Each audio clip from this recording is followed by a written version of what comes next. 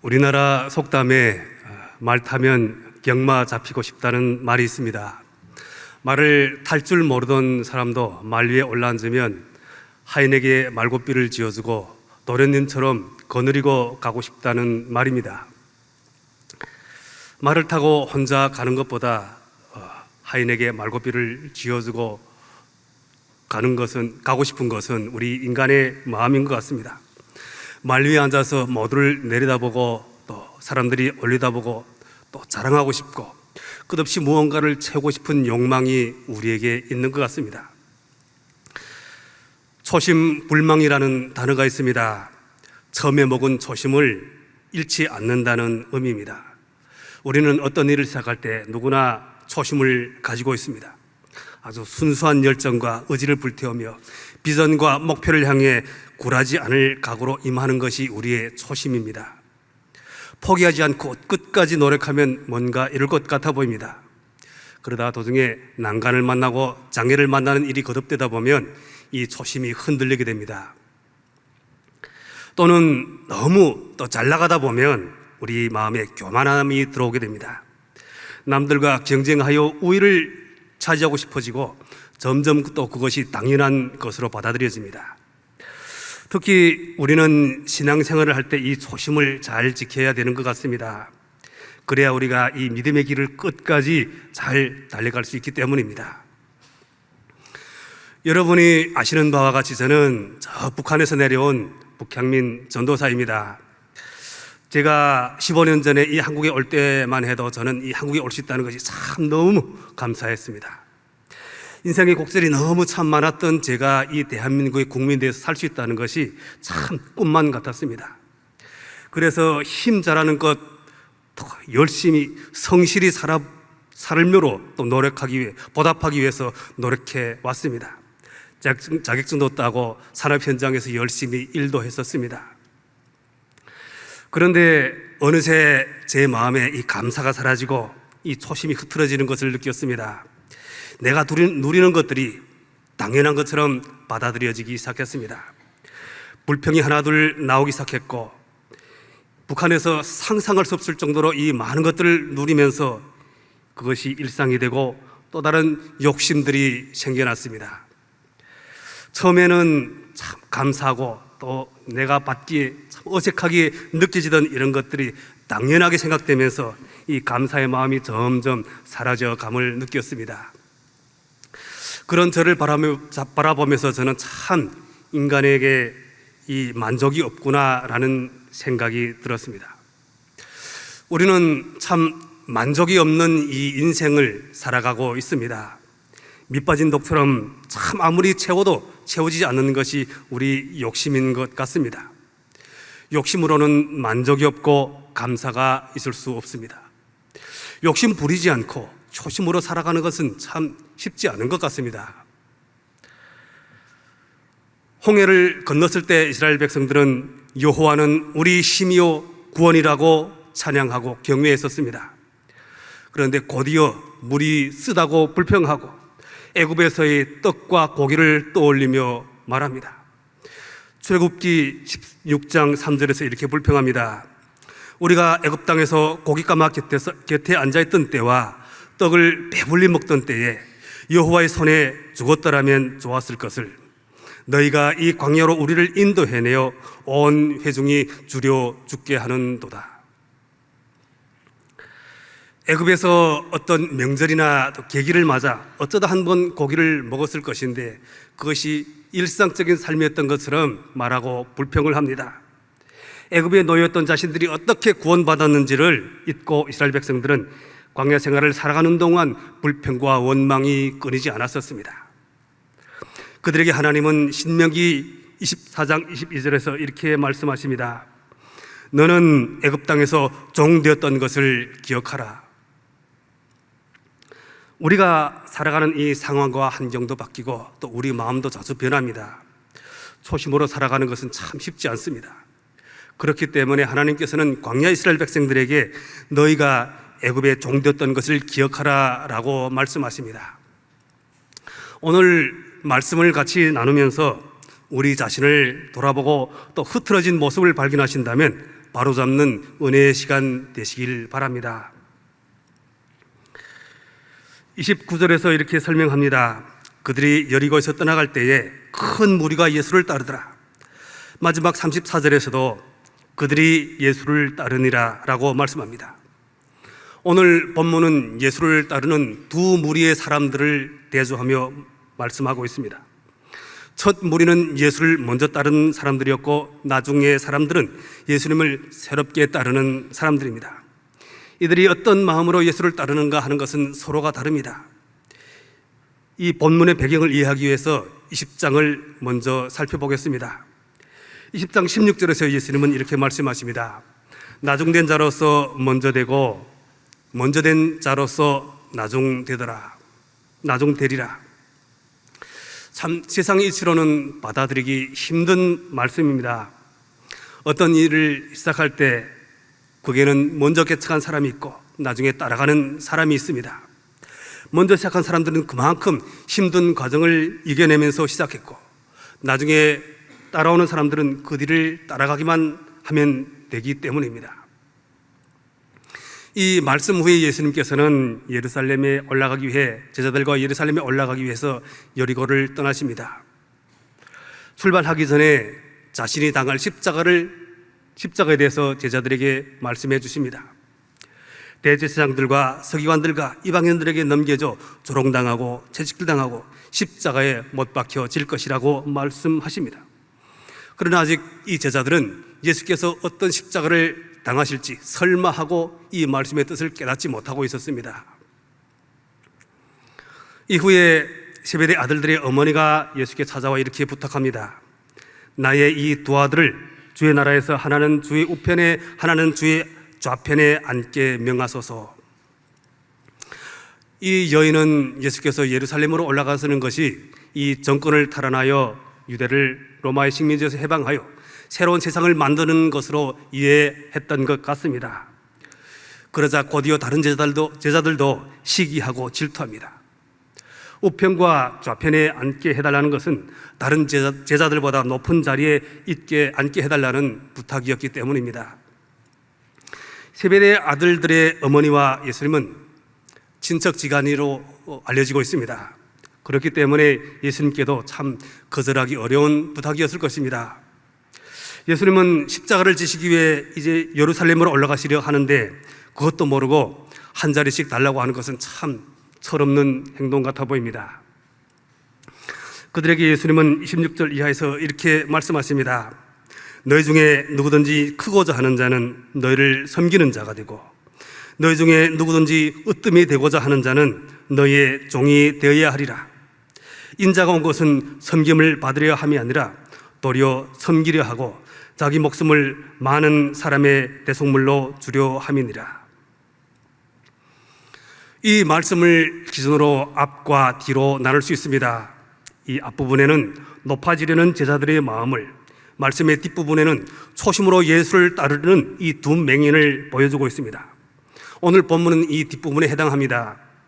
세베대 아들들의 어머니와 제자들은 이 낮아짐과 섬김의 높아짐, 이 영광을 모르고 있었습니다.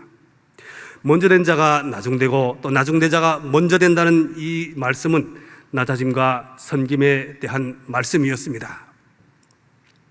제가 다시 한번 이 배경을 요약해드리고 본문을 살펴보겠습니다. 예수님은 예루살렘에 올라가시기 전 따로 제자들을 부르시어 자신이 당할 십자가에 대해서 말씀해 주십니다.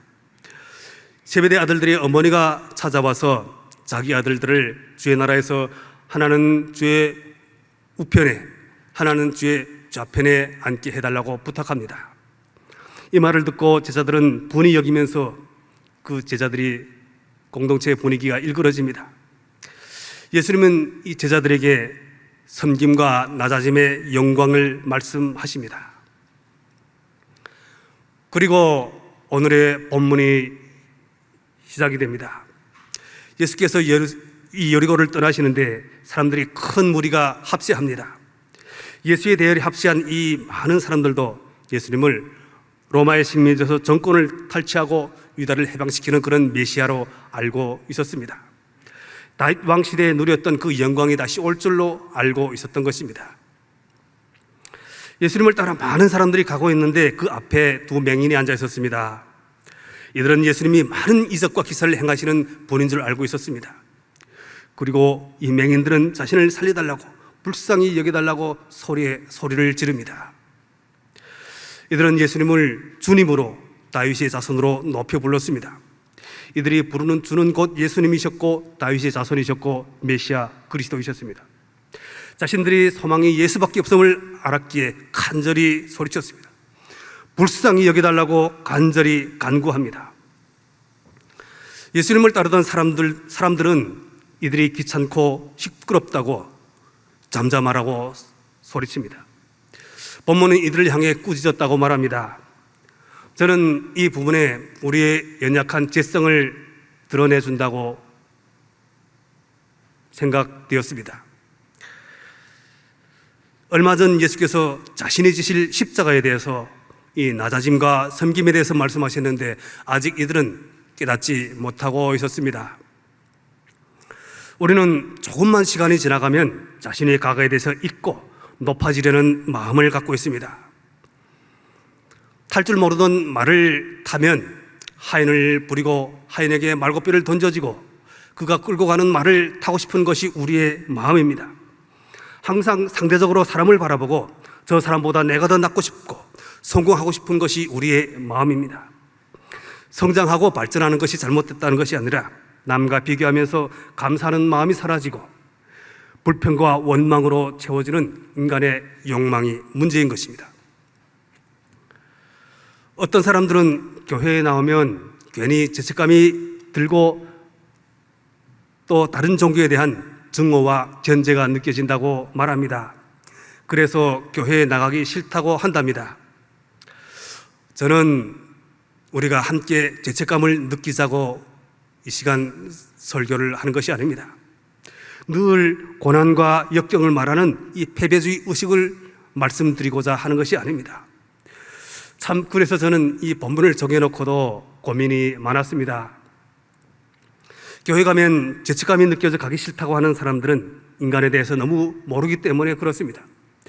우리가 얼마나 악한 죄인인가를 자신과 주위를 돌아보면, 조금만 돌아보면 알 수 있습니다. 기독교가 다른 종교를 증오하고 견제한다고 하는 사람들은 진리의 유일성을 모르는 것입니다. 이 종교도 진리요, 저 종교도 진리요. 진리가 여러 개라면 진리가 될 수 없습니다. 이것도 진리고 저것도 진리라고 하면 이것도 진리가 아닐 수 있고 저것도 진리가 아닐 수 있다는 말입니다. 이것이 맞는지 저것이 맞는지 모른다는 말이 됩니다. 또한 진리는 우리 힘으로 깨달아 알 수 있는 것이 아닙니다. 민주주의 방식을 통한 집단적 동의로 선택할 수 있는 것도 아닙니다. 각 개인이 자기에게 맞는 종교를 찾아 개인적 동의와 납득됨으로 정의되는 것이 아니라 진리 대신 하나님께서 주신 것만이 진리인 것입니다. 그러므로 진리는 하나밖에 없고 구원의 길도 하나밖에 있을 수 없습니다. 우리가 타 종교인들에 대해서 느끼는 것은 긍휼과 불쌍히 여기는 마음입니다. 비난과 증오가 견제가 아니라 긍휼과 불쌍히 여기는 마음인 것입니다.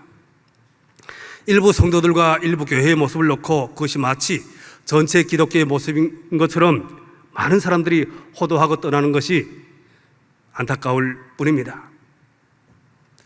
이 두 맹인을 꾸짖었던 사람들도 낮아짐에 대해서, 섬김에 대해서 예수님의 십자가의 대속과 영광을 몰랐습니다. 기독교에 대해서 알려면 일부 교회나 성도들의 모습이 아니라 예수가 어떤 분이신지를 알아야 됩니다.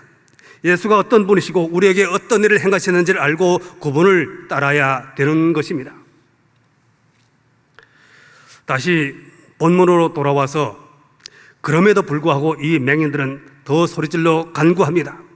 자신들의 소망이 예수밖에 없음을 알기에 이 사람들의 비난과 꾸짖음에도 아랑곳하지 않고 간절히 소리를 칩니다. 이들의 외침을 들으신 예수님은 가던 길을 멈추시고 그들을 부르십니다. 그들의 얼굴을 바라보시며 물으셨습니다. 너희에게 무엇을 하여 주기를 원하느냐? 앞서 21절에서 세베대 아들들의 어머니가 왔을 때에도 예수님은 똑같은 질문을 하셨습니다. 무엇을 원하느냐? 두 아들을 주의 나라에서 우편과 좌편에 앉혀달라는 그의 간청에는 깨우쳐 주시는 답변을 하셨습니다. 잘못하면 이 제자들 공동체의 내분과 갈등을 만들어낼 수 있었습니다. 그러나 나중에 예수님의 십자가 고난과 영광을 알게 된 이 세베대 아들들은 주님의 뒤를 따라갔습니다. 야고보는 제자들 중 최초의 순교자가 되었고, 요한은 사도들 중 마지막까지 살아남아 밤모섬에서 환상을 보고 요한계시록을 작성했습니다. 제일 첫 순교자와 주님의 재림을 기록한 마지막 사도가 되어 주님의 좌우편의 별들이 되었습니다. 예수님의 물음에 이 두 맹인들은 눈을 보게 해달라고 소원합니다. 사람에게 몸이 1000냥이면 눈이 900냥이라고 하는 말이 있습니다. 우리에게 눈이 그만큼 중요하다는 말인데, 이 앞이 안 보이는 사람들은 참 안타까운 것 같습니다. 앞이 보여야 뭐라도 할 텐데 보이지 않으니 참 무엇인가 도전하기 어려울 것 같습니다. 이들의 소원을 들으신 예수님은 그들의 눈을 만지셔서 보게 해주셨습니다. 앞서 세베대 부인의 간구에서와 달리 예수님은 그들을 불쌍히 여기셨고 그들의 간구를 들어주셨습니다. 이들의 눈을 뜨고 처음 본 세상의 모습은 하나님의 아들 예수 그리스도의 모습이셨습니다. 그리고 이들은 예수님을 따라갔습니다. 제가 본문을 다시 요약해 드리겠습니다. 여리고를 떠나 예루살렘으로 향하시는 예수님을 수많은 무리가 따라갔습니다. 예수님이 지나가신다는 말을 듣고 이 두 맹인이 길거리에 앉았다가 자신들을 불쌍히 여겨달라고 소리를 칩니다. 예수를 따르던 무리는 그들을 꾸짖어 잠잠하라고 소리를 칩니다. 그러자 맹인들은 더 간절히 외칩니다. 무엇을 원하느냐는 물음에 맹인들은 눈을 보게 해달라고 간구합니다. 그들을 불쌍히 여기신 주님은 그들의 눈을 만지셔서 앞을 보게 하셨습니다. 그리고 맹인이었던 그들도 주님을 따라갔습니다. 앞서 예수를 따랐던 이 사람들은 어떤 우월감과 높아지려는 마음이 있었다고 볼 수 있습니다. 안 못 보는 사람들을 꾸짖고 귀찮게 하는 행동으로 자신들의 마음을 드러냈습니다. 높아지려 하고 시기하는 이 세베대 아들들과 또 열 제자들 그리고 그 뒤를 따르는 무리들이 그들이었습니다. 이들과는 좀 늦게 예수를 만난 사람들은 안 못 보는 맹인들이었습니다. 앞선 사람들은 더 높아지기를 원하고 시기하지만 후자의 맹인들은 불쌍히 여김받기만 원했습니다. 제자들은 예수와 함께함을 당연하게 받아들였지만 이 맹인들은 은혜와 긍휼을 원했습니다.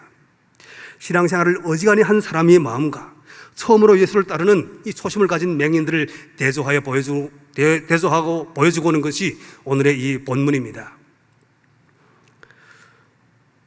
오늘 말씀을 묵상하면서 우리 자신을 돌아보셨으면 좋겠습니다. 우리는 스스로 이 진리를 깨달을 수 없고 구원을 얻을 수 없는 영적 맹인들입니다. 내일 일어날 일을 알지 못하고 내 앞길에 무슨 일이 생길지 전혀 예측할 수 없는 인생을 우리는 살아가고 있습니다. 아무리 똑똑하다고 해도 이 세상을 만드신 창조주의 손길을 벗어날 수 없습니다. 아무리 과학이 발전했다고 해도 창조 영역 밖으로 나갈 수가 없는 것입니다. 오늘 본문은 이 두 맹인들을 가리키고 있습니다. 주님을 따르던 제자들과 무리들 역시 영적 맹인들이었습니다. 그들은 주님을 따라가면서 자신들이 맹인임을 알지 못했습니다.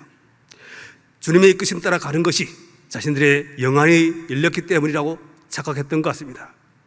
그러나 맹인들은 자신들이 보지 못함을 솔직하게 고백하고 고침을 받고 주님을 따랐습니다. 우리도 주님을 따라가면서 내가 진리를 다 깨달아 알고 영적 눈이 열린 것처럼 여길 수 있습니다. 어느새 주님 손을 놓치고 나면 자신이 맹인인 줄 알게 됩니다. 그때 나에게 주어진 모든 것이 은혜임을 깨닫게 됩니다. 주님이 도와주시지 않으면, 주님이 말씀하시고 함께 하시지 않으면 도저히 인생을 스스로 살아갈 수 없는 영적 까막눈들이 바로 우리 자신입니다. 저는 제가 하나님을 믿게 된 것이 참 너무 감사했습니다.